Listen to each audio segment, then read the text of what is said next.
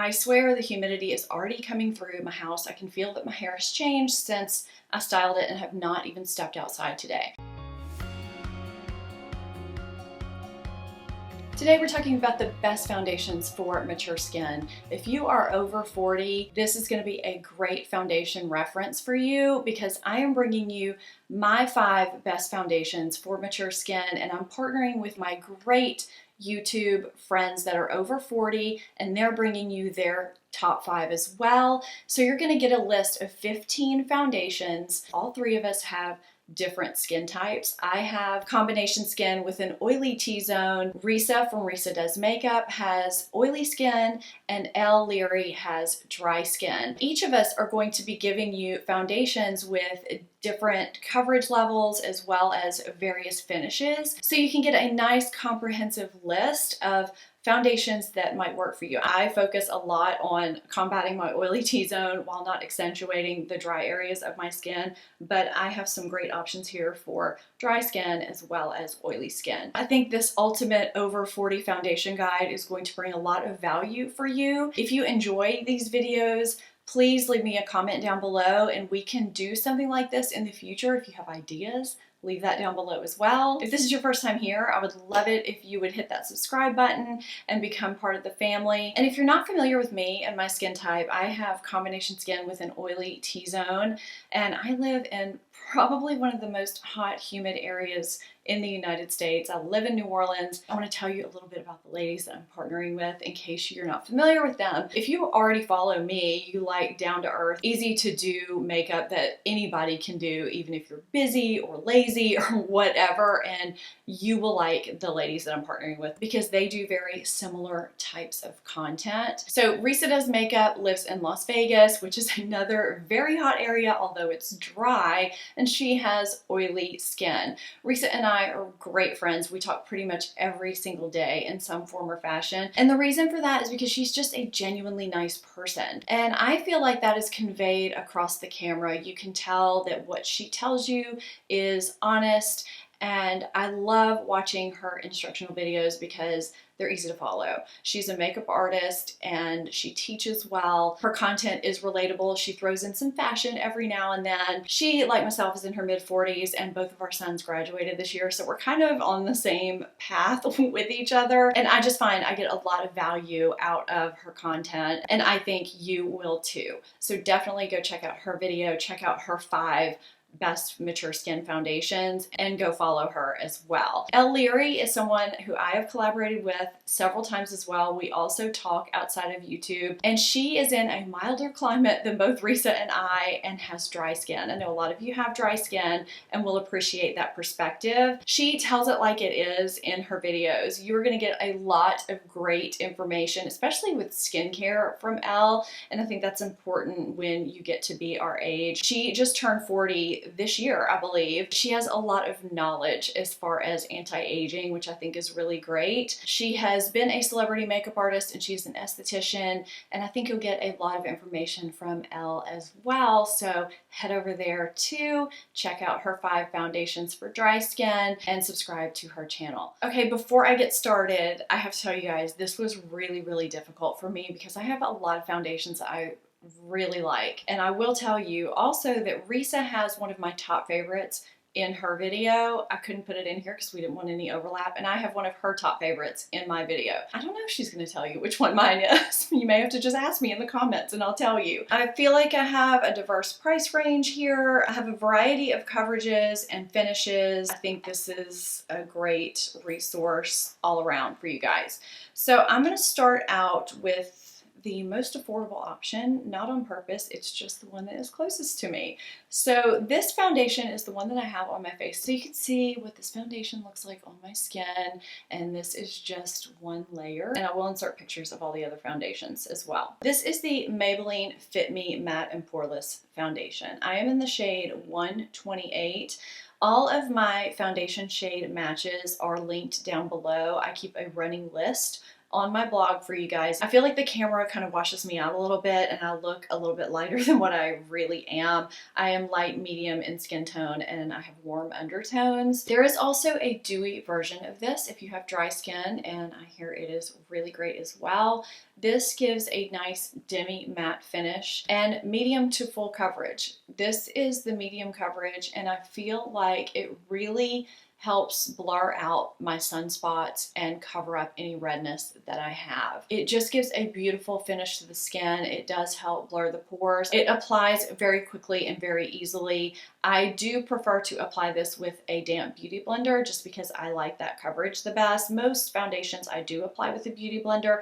I have two main foundation playlists that you guys might find beneficial. I will link them up in the cards and down below. My top foundations playlist, where I have been reviewing my favorite foundations in various categories.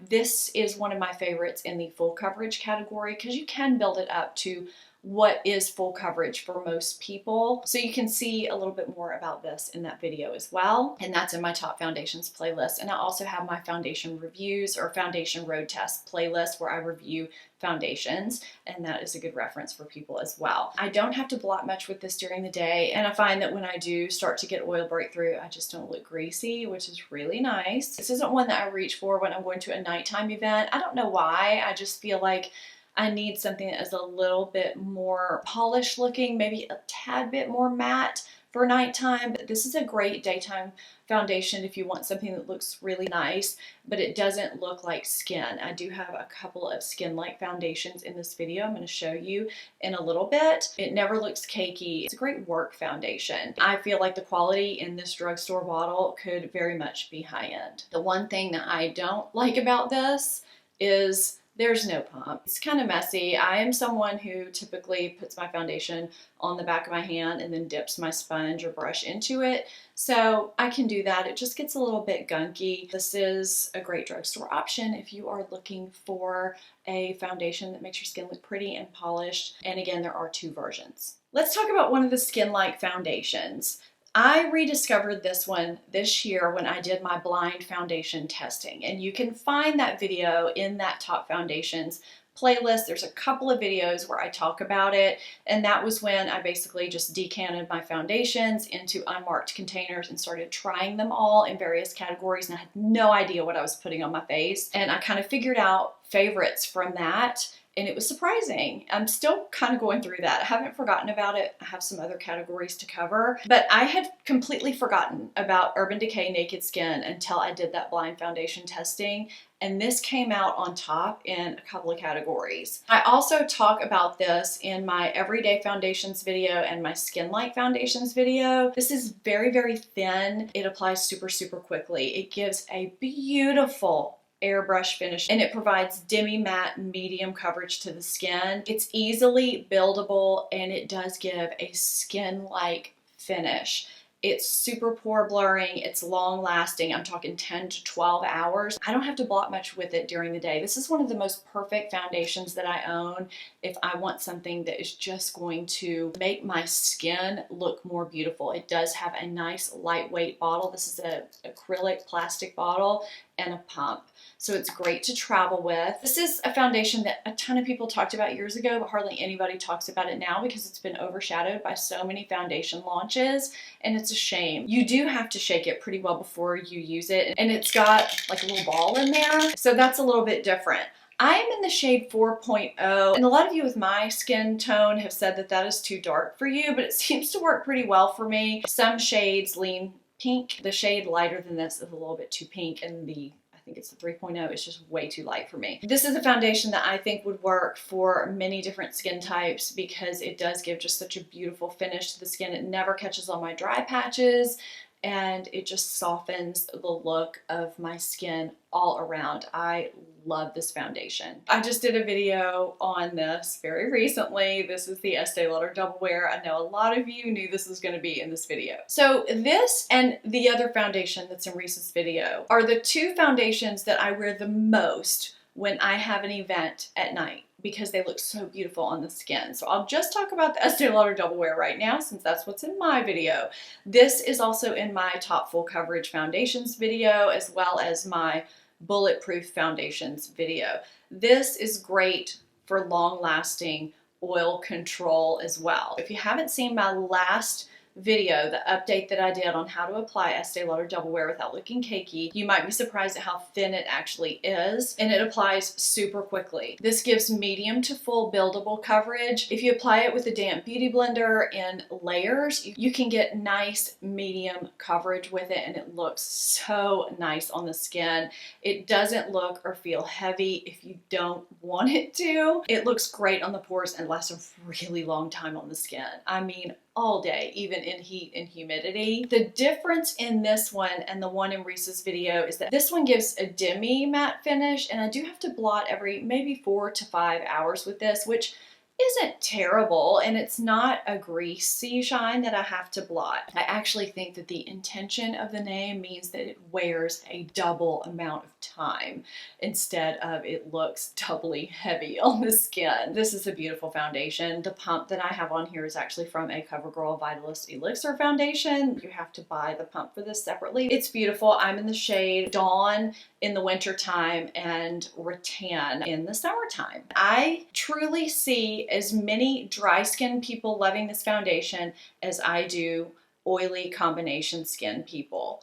It is truly beautiful on so many different skin types. This is the Charlotte Tilbury Magic Foundation. It does have a pump. I feel like it looks like it doesn't, but it does have a pump on it. I am in the shade 6 medium. This applies very easily and quickly. Are you getting a theme here with how I like to apply my favorite foundations? Very easily, very quickly. I don't usually like to take a lot of time when I apply foundation. It evens the skin beautifully and it blurs the pores. It does give medium buildable coverage, and it's not high maintenance during the day. I don't have to blot a lot with this during the day. It's kind of between a satin and a demi matte finish. It almost is just kind of this magical finish. It makes your skin look so healthy and beautiful, but it's not quite skin-like in that it's mimicking your skin. It's very versatile for any occasion. If you're running errands, it looks appropriate. It doesn't look too made up. If you're going to work, it looks polished and nice. And it's very long lasting on the skin. No matter what skin type you have, if you haven't tried this, I would get a sample or just buy it. It's so nice. Okay, now we have the Dior Backstage foundation. This is one that sits on my vanity all the time. I absolutely love it. And by the way, I did just buy the new Dior Backstage Face and Body Primer. Let me know if you want me to do a review on that, or I can do it in a get ready with me type video. Let me know how you want me to do that down below. This applies super quickly. It is super, super thin, like runny thin. This is in my everyday foundations video as well as my skin light foundations video. You can use any method for this foundation, fingers or a brush. It looks like skin while giving a truly airbrushed finish. It kind of reminds me of the Chanel Velvet foundation, except it lasts longer on my skin. That was one that I almost put in this video, but you know, I could only have 5. It lasts all day on the skin. It minimizes my pores. It's lightweight. It gives versatile coverage. It's great for any occasion. It gives sheer to medium full coverage, which I think this is the only foundation that I have in here that really gives that range of coverage where you can totally sheer it out with a damp beauty blender or build it to where it's almost full. Even when you build it to where it's almost full coverage, it still looks like skin. And I've been able to take a concealer brush and just lightly spot conceal with it. It covers that well and it still stays so thin and beautiful on the skin. It's matte but not flat. I don't have to blot with it very much during the day either. I am in the shade 2.5 in.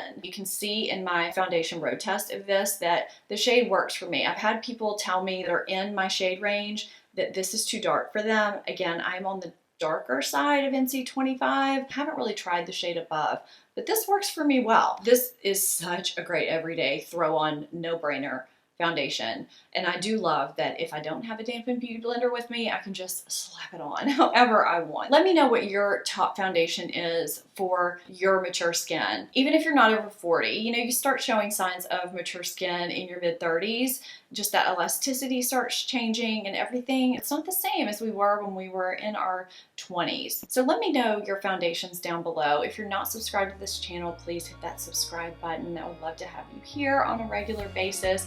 And definitely go watch RISA'S video and ELLE'S video and subscribe to both of their channels. I think you'll really love their content. Thank you so much for watching, and I will see you in the next video. Bye!